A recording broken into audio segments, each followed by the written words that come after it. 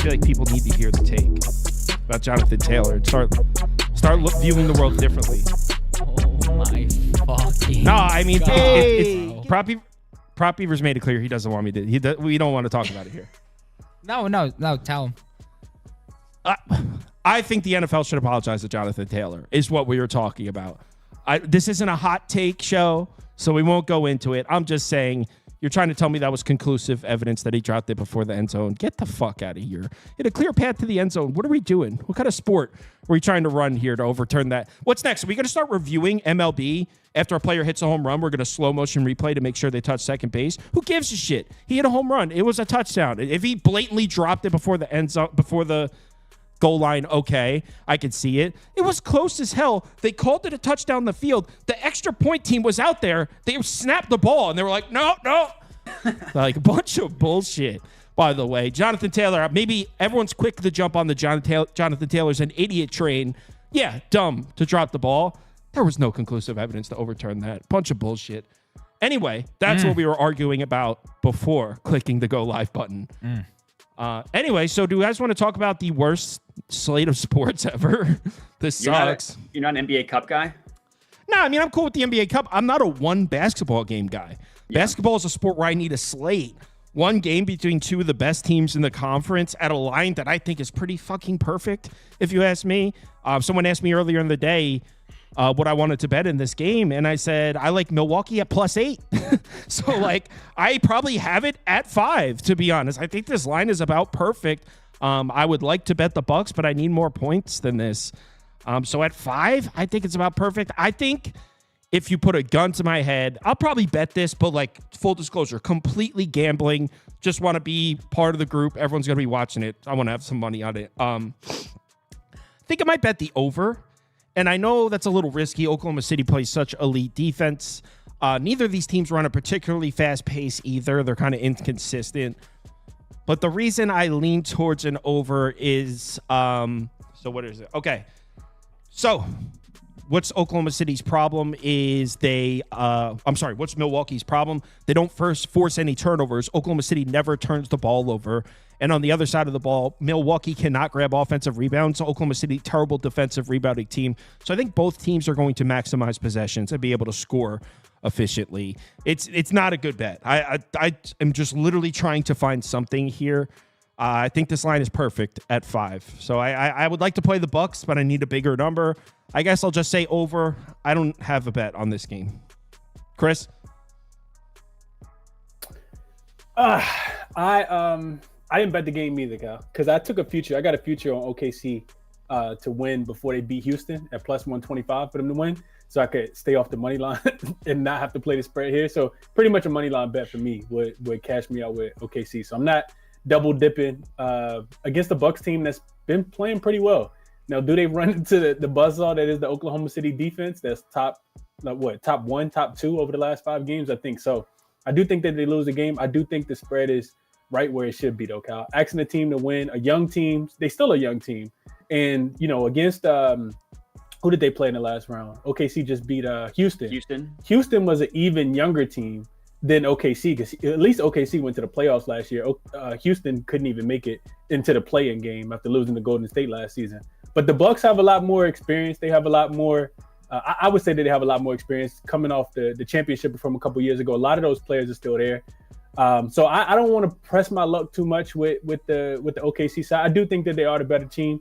I think defensively they come in here. Outside of Giannis, I'm not sure if anybody else can really score the basketball. So I would lean towards Damian Lillard under his points prop, because I think Lou Dort will be on him, and that'll be a night in hell for Damian Lillard unless he can turn back the clock to do something offensively.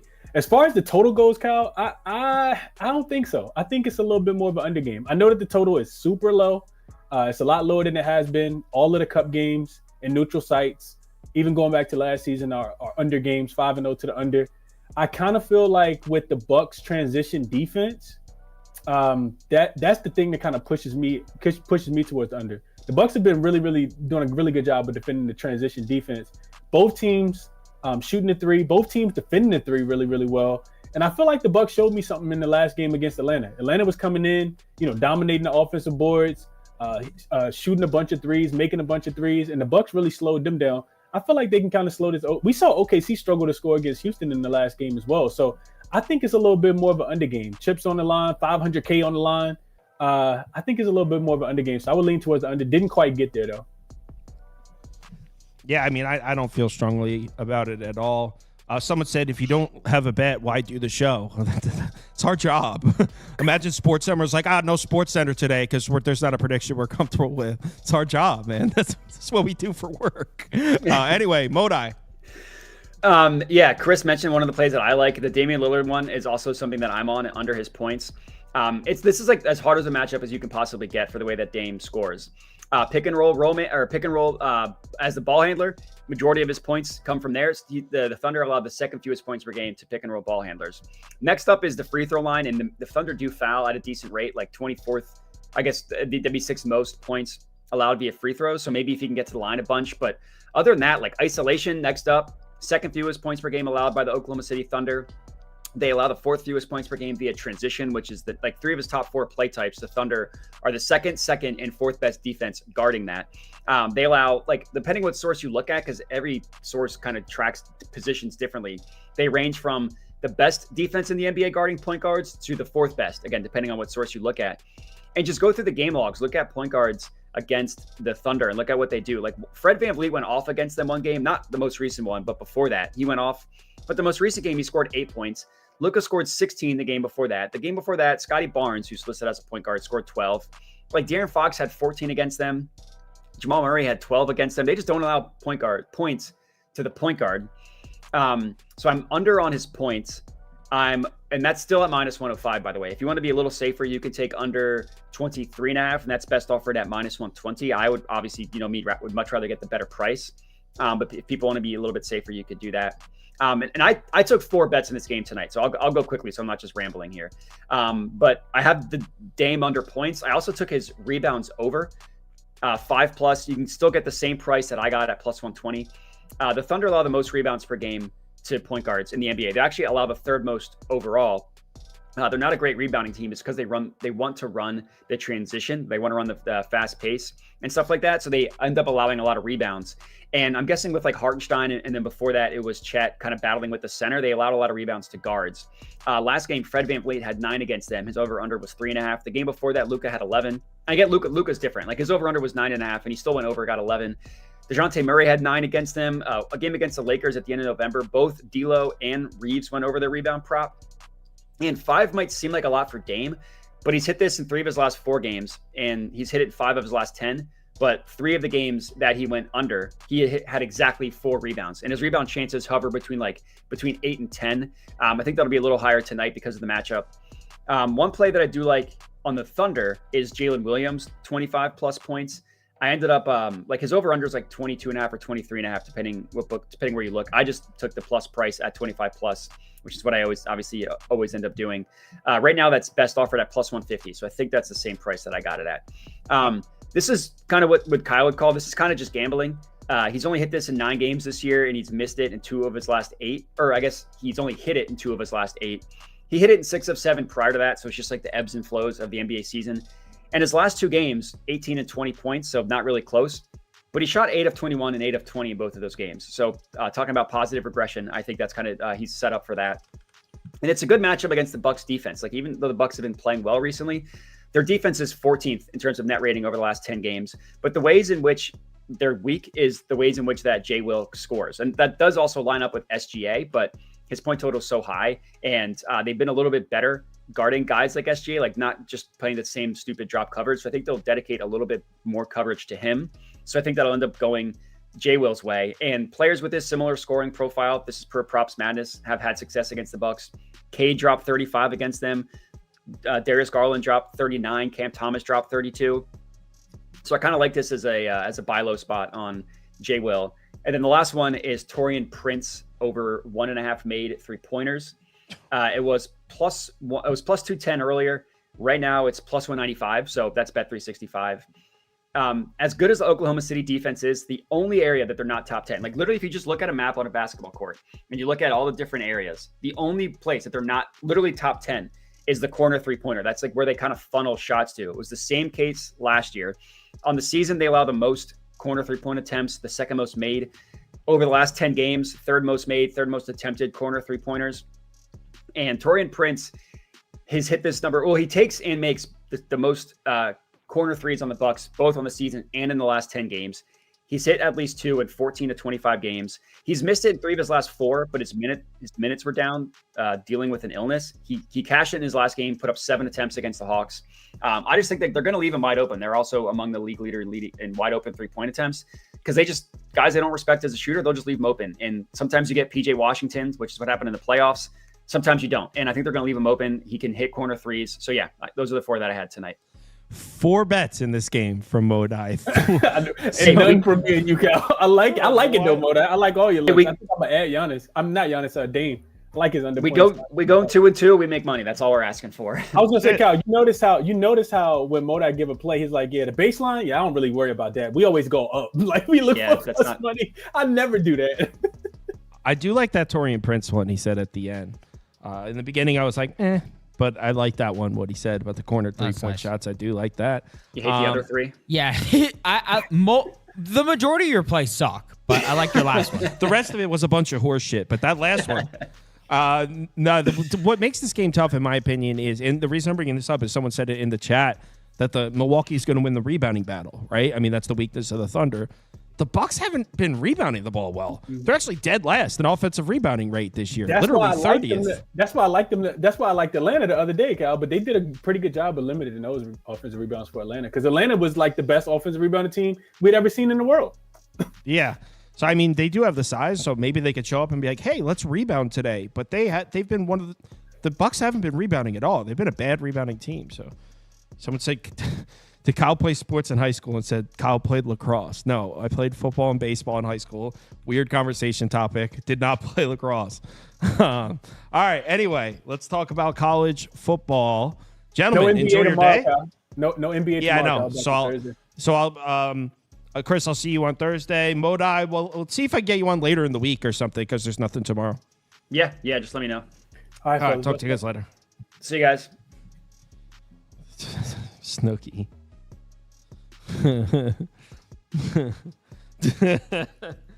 All right.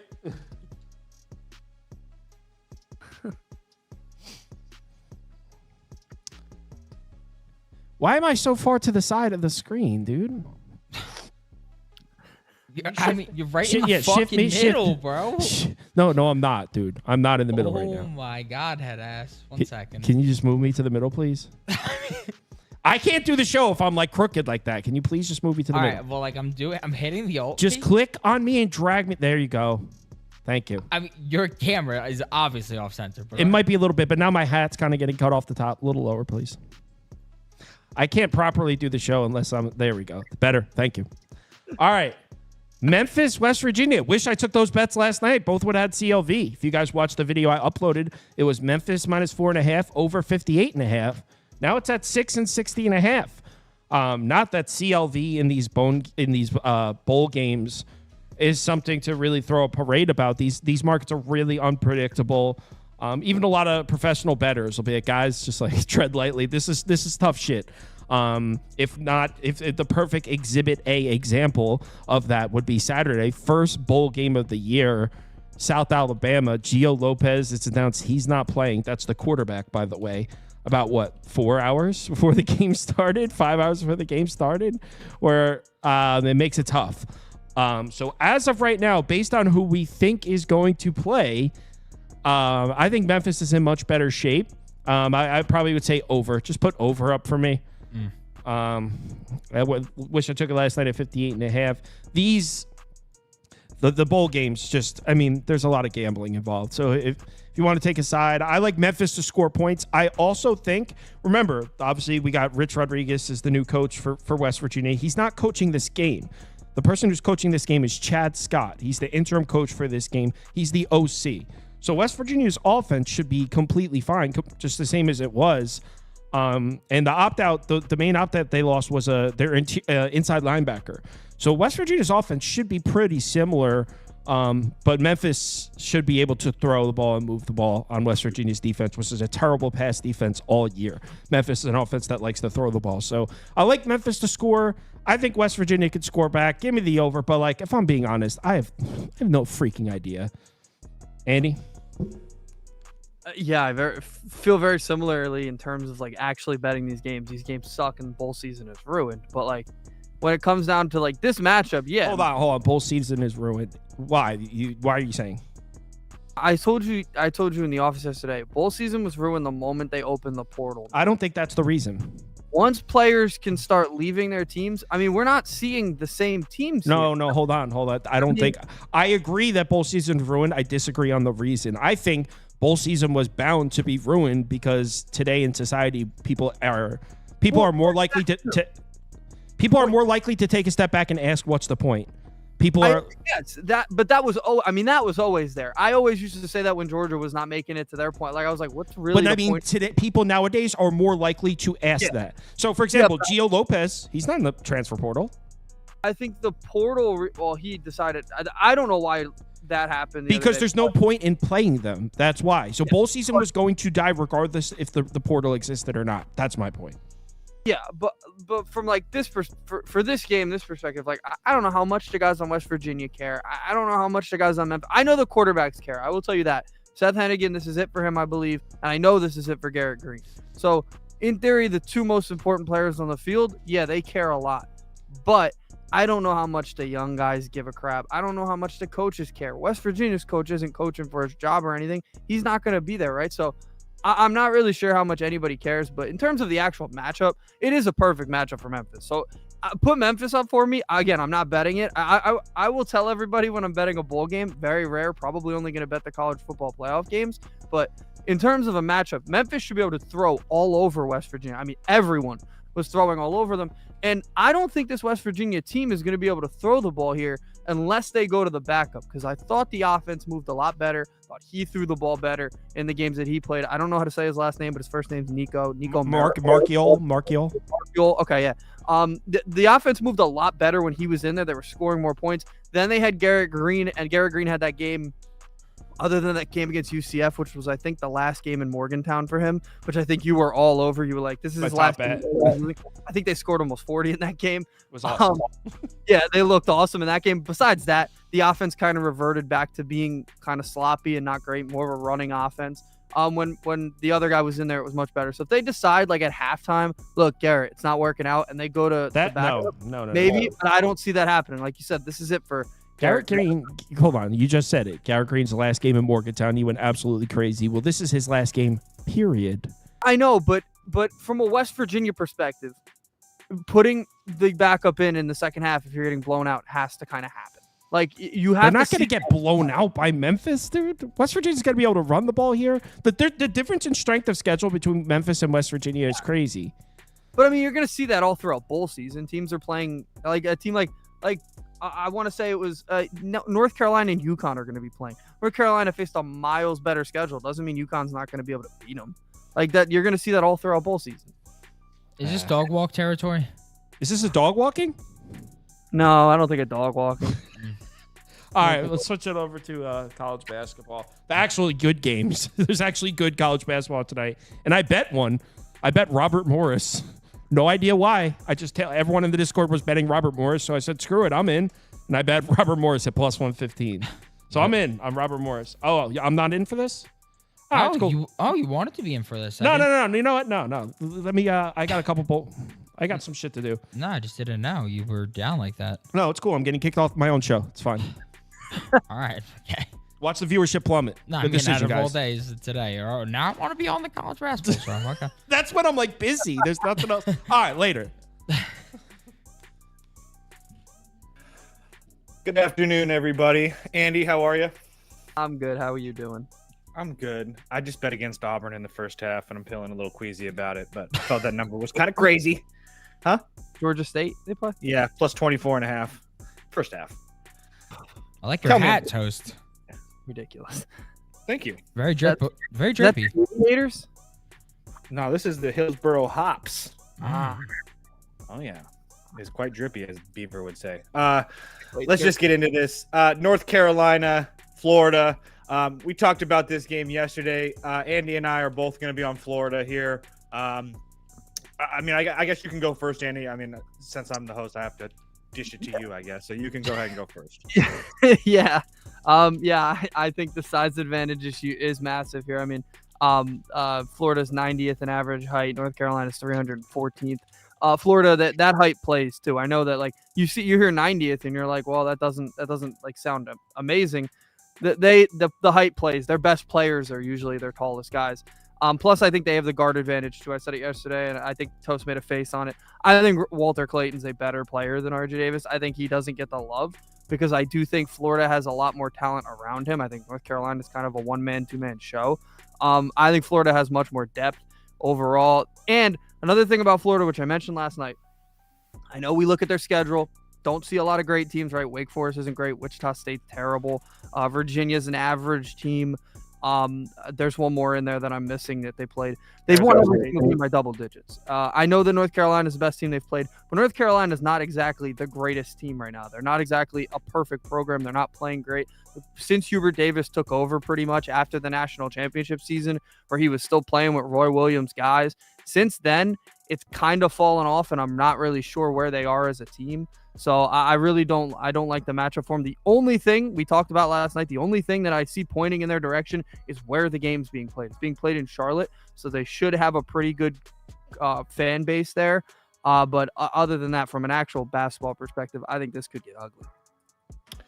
Yeah, I agree with everything. As far as the Walter Clayton thing, I made a face because it's just really hard for me to – I mean, he had a decent year last year as well, but it's just really hard for me to say that he's a better player than RJ Davis after a couple years at Iona and one decent year at Florida, and obviously he's playing extremely well this year, but I'm just not ready to say that he's a better player than RJ Davis personally. But I get what you mean. For me, again, both of these teams are kind of similar as they want to get out in transition. The only difference for me is, excuse me, Florida is a much better team in transition, especially on the defensive side. Andy touched on it. The height advantage for Florida is absolutely crazy. And if there's one thing, I talked about this last night as well, if there's one thing that North Carolina has been able to hang their hat on, is them playing defense. And unfortunately, for them, Florida has seen a whole bunch of very good defenses. North Carolina is number 40 in the country as far as defensive efficiency. As far as KenPom, they played an Arizona State team that was 42, Virginia 41, Wake Forest 47, Florida State 46, even Southern Illinois 124, Wichita State 104. So it's not like they're playing their schedule hasn't been great, but as far as the defensives they've seen has been pretty somewhat decent. And then one other thing on as far as North Carolina is concerned, yes, they've played some really good teams, but again, I don't really know what to make of those games in Maui, because keep in mind they lost all those games in Maui, and if it wasn't for some really big second halves or first halves, they wouldn't even be in those games. So I just don't really, I agree with Andy. I just don't think that North Carolina is in a really good place right now. And I think that they're getting a lot of love because of where the game's at. So I make Florida -6. I think that Florida can win this game easily by multiple possessions here. So we'll see what happens. But I think that I think the books knew that people would take North Carolina, and they're more than happy or willing to write North Carolina +3.5 tickets right now. That's how I feel. So, Beaver, next game up so I can teach Andy how to cap a college basketball game really quick. So, Clemson, South Carolina. I'm pretty confident on this game. They're probably going to lose by 20 now because I'm saying this, but I'm pretty confident on South Carolina. I woke up this morning feeling a little bit queasy, and then I looked at South Carolina Clemson line, and it's back to 1.5, and all is right in the world now. Everybody in the world wants to bet Clemson. Everybody thinks, oh my God, this number is so short, Clemson, oh my gosh. Yet they haven't looked at the total, and they haven't said that they can play well on the road. But Andy, why did you bet Clemson? Well, the on the road thing is the big reason I think the number is where it is, right? Because I think for obvious reasons, Clemson's clearly a more talented team. I have Clemson -125. I got that last night. Probably around that now. It went. I had CLB and then I didn't. So like it changed completely. But now looking at it, the only thing I think you can point at is where the game's being played. And I said it last night. I don't see South Carolina as this home court advantage, this team that plays much better at home this year. Last year they were. Last year they had a lot more talent than they do now. I don't see the talent this year. I don't see this team. They are the worst team in the SEC. They are in a really good SEC, but they're the worst team in the SEC by a pretty good margin. They don't have the shooting. They don't have the offense they had last year. Michi Johnson was a lot of that offense last year. He's gone. But then when you look at the actual matchup here, Clemson's got the pace advantage. And I know I usually say the home team has the advantage in pace. I usually say the home team would get it. But I think Clemson has the talent to control the pace. They have the size advantage. I think that plays a big role. So there's just a lot of advantages that Clemson has that I just don't see from the South Carolina team. South Carolina is very well coached, but they are not as talented as they were last year. So I think that Clemson will win the game. The reason I didn't play the number is because, again, I think this is probably going to be a one-possession game. Look at the total. I mean, the total's 134. I mean, there's not going to be much scoring. There's no doubt there's not going to be much scoring. But, yeah, if South Carolina had it their way, this game would be about as boring as it could possibly be. So I'm taking the one possession with Clemson.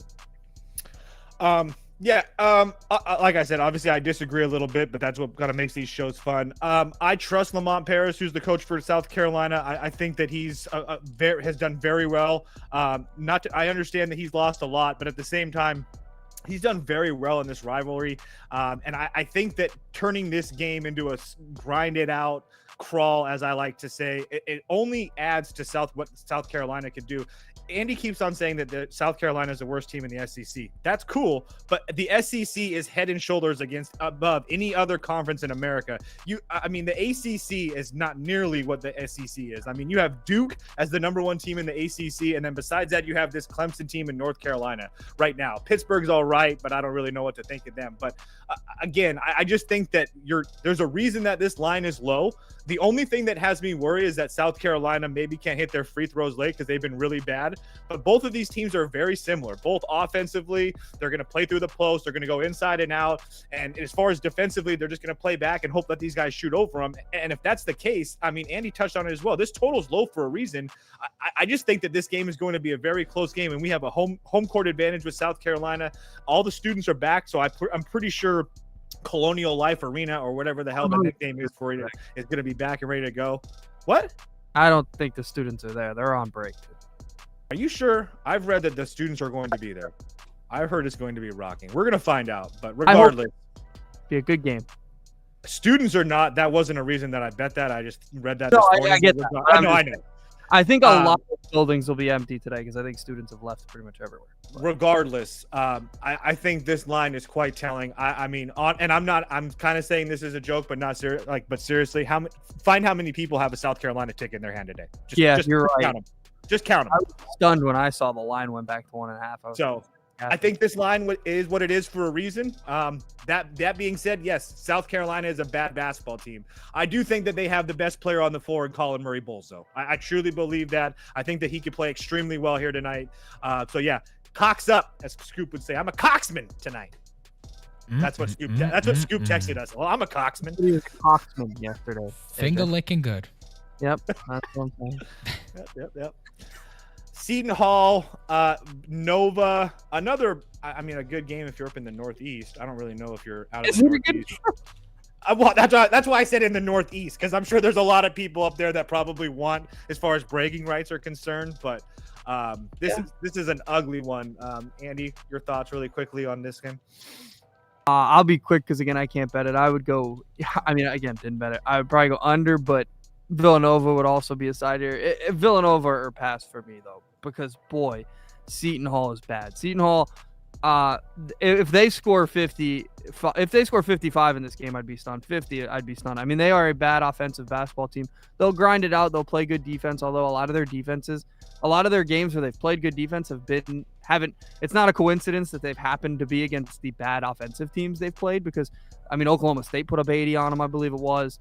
I believe it was earlier. Vanderbilt had 70 on them. Those are like the two highest scoring teams against them. So good offensive teams and teams with offensive good offensive inputs can score on them. That's not exactly Villanova, but I just think Villanova, the talent level, the fact that the game's at home for them, they're in their own gym. I don't see a way that Seton Hall can keep it close. I said it yesterday. Seton Hall, they have the right coach, but they just don't have the resources. It's a very bad basketball team. There's not a lot of talent on it. They're nowhere near as good as they were last year, and they weren't really that good last year either. So, yeah, I don't see this one being particularly close. 100% agree. It'd be Nova or pass or Seton Hall team total under 58.5. I just think that 58.5 for this Seton Hall team that they only have. I mean, really, Seton Hall, they have one guy that can shoot the three in Jenkins, and that's pretty much it. And he doesn't even shoot. I mean, he doesn't shoot a ton. Besides that, nobody else is really shooting that team. That Coleman kid has been decent, but he doesn't put up a lot of shots. I guess not that Jenkins is putting up a lot of three balls either. But regardless, not to mention the pace factor. I mean, anybody that has KenPom knows this. These are two of the slowest paced teams in the country. Seton Hall 340, Villanova 314. I agree with Andy. I think that the talent level for Villanova trumps all. Do I want to lay 8 points with Villanova, regardless if they're at home or not? Absolutely not. So it'd be under or Seton Hall team total under 58.5 for me. That's the only. For me personally, I'm not laying multiple possessions with this Villanova team, especially in a game at 120, a total at 127 that I think is going under. I don't want to be in a spot where I'm laying multiple possessions. So next one up. This is a fun one. It's changed a little bit too from when we bet it. How bad? I didn't even see that. I think it's only up a half point, but it was going down last night. Now it's up. So little surprise. Yeah. Oh no, it was just depends on where you're at. There's 8.5, so it looks like on FanDuel and ESPN, there's a whole bunch of 8s out there, and BetMGM has plus 7.5 at plus 100. So just depending on where you shop, it's all pretty much the same. So Andy, I know we both bet this. I'll just let you go first. I said it last night. Wake Forest not a good basketball team. James Madison, not saying James Madison is some great team. James Madison's fine. They're a very good Sun Belt team. The Sun Belt has some competitive teams in it this year for sure, and they're going to be one of them. But from Wake Forest perspective, every time they've had to play somebody that is up to their level, and I'm going to consider James Madison near that. They've pretty much choked it away every time. The one time they didn't was the 2-point win over Michigan. That was before Michigan was really playing good basketball. I mean, they started about a week or two later. They were playing well. Every other time, I mean, Florida crushed Wake Forest very badly in that game. This James Madison team, they're close there. So I think that we can get it to a couple possession, like a 1-possession, 2-possession game. You're almost at 3 at this point. So you are at 3 at this point. So yeah, I really like it. I know that there's some things that you would probably favor for Wake Forest, although I do think it helps James Madison that this is going to be a slow-paced game. They both want to be slow-paced. The difference would be Wake Forest is much taller, but James Madison is a really good rebounding team for a team that's not very tall, so that helps a lot. So, yeah, I like this to be a close game. James Madison could win it for sure. Low total as well. Yeah, it's pretty simple for me as well. It's in what world is Wake Forest a 8 or 9 point favorite or whatever you want to call it against anybody? I mean, every time that they played somewhat any team with somewhat of a pulse, they haven't looked good. Andy touched on it. They've pretty much played close games no matter who they've played, whether it's USC Upstate, whether it's Detroit Mercy, whether it's Minnesota, whether it's Boston College. I mean, they're not blowing anybody out. Not to mention you have a total in this game at 135.5. So the books are telling you that you don't think there's going to be a whole bunch of possessions or points in this game. Like the only person on Wake Forest that I feel like is even somewhat good is Hunter Silas, and he has been a shell of himself from the player that I once knew at Gonzaga. So I just can't do it. Not to mention the fact that Wake Forest can't shoot. They can't shoot the 3 ball at all. So if that's the one thing that James Madison does pretty well on defense as far as considering everything else. So, and another thing is that James Madison doesn't foul anybody. They're one of the best teams in the country at not committing fouls. So that kind of negates of what Wake Forest can do at the free throw line. I think Andy touched on this last night. Wake Forest gets a ton of points at the free throw line. That shouldn't happen here today. I don't want to say it's not going to, but it shouldn't happen with how James Madison plays. So I thought that this line was crazy. I made it Wake Forest -4. Just because I do, obviously they're a more talented team and at home, but man, the 8.5 is just absolutely crazy to me. So if Wake Forest can come out here and win by 10, so be it. But I'll be more than willing to take my chances with 8.5. But the Dukes, James Madison, gotta love to need some Dukes. DePaul, St. John's. Can you bet St. John's? Oh yeah. Okay, all right. I actually bet St. John's, but I didn't do their. I just played St. John's team total over 81.5. That's what I did. I didn't want to worry about the defense. Did you actually end up betting this game or no? No, but I probably will before it tips off. This is 6:30 start, right? Yeah. I said it last night. I think St. John's is one of the more I guess I said underrated. I meant misunderstood teams in the country. They have 2 losses by a combined 4 points to two top 40 teams. Both of those games were neutral sites.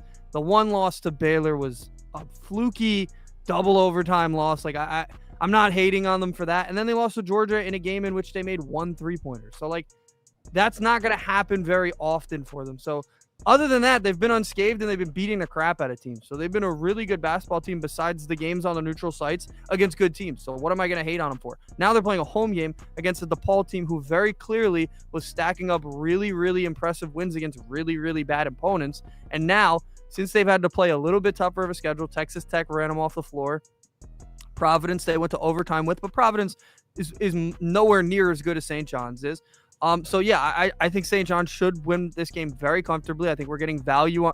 I think the reason the number is as low as it is because I think a lot of people are kind of buying into DePaul because of the new coach and the energy that they had. But I think that that's more for clicks and more for like Twitter and we love that. And I do like that. I like that DePaul's playing well, but I don't think the actual Big East games that they play this year are going to show that. I think that sooner or later we're going to be deciding between should we take DePaul plus 20 or plus 25. Like I think that we're going to get back to that point.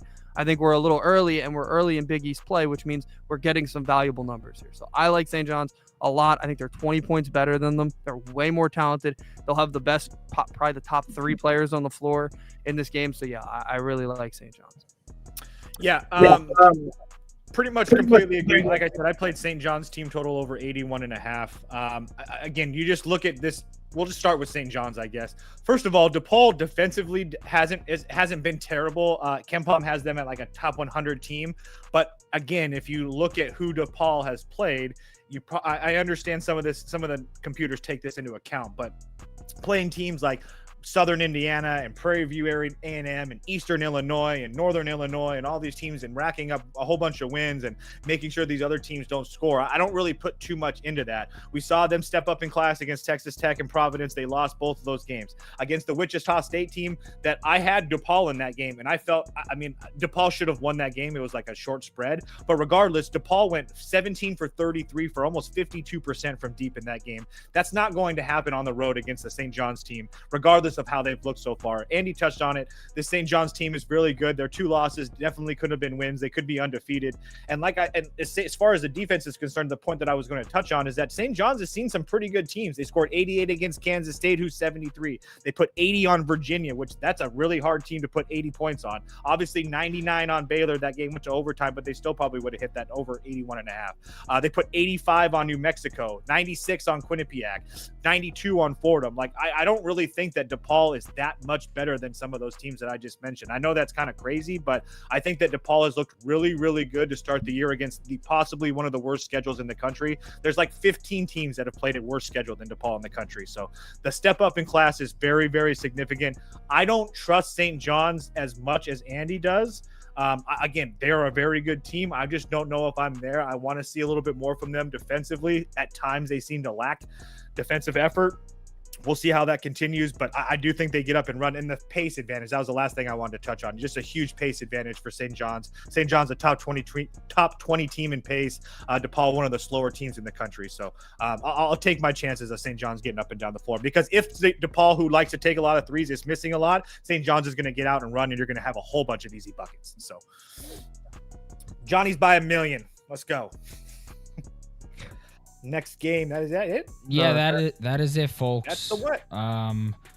We'll be on to the midnight stream later, and yeah, I mean, is there a midnight stream later, or is there a college basketball game pretty tomorrow? much a very similar day of college basketball tomorrow as well, so there's some good games, but I think that's the last midnight of the week, so I'm not sure. Okay. Nice. Just to share, because I know a couple of people asked me, the only other bets I have, over 133 in the Michigan State Oakland game, and then 2 first half bets: UNLV plus 6.5 versus Dayton, and then Auburn. Georgia State plus 24.5 against Auburn. So I really like those spots. I know it's hard to fade Auburn, but it's a really sleepy spot for them. They just played a really tough game. I can't think of it off the top of my head, and they have Purdue on deck. So I'll take my chances with 24.5 in the first half with Georgia State. All okay, right. I'm done, Beaver. No, that's cool. Remember, everybody out there, you could do whatever you want. Just remember to stay goated and believe. We'll see you on the midnight.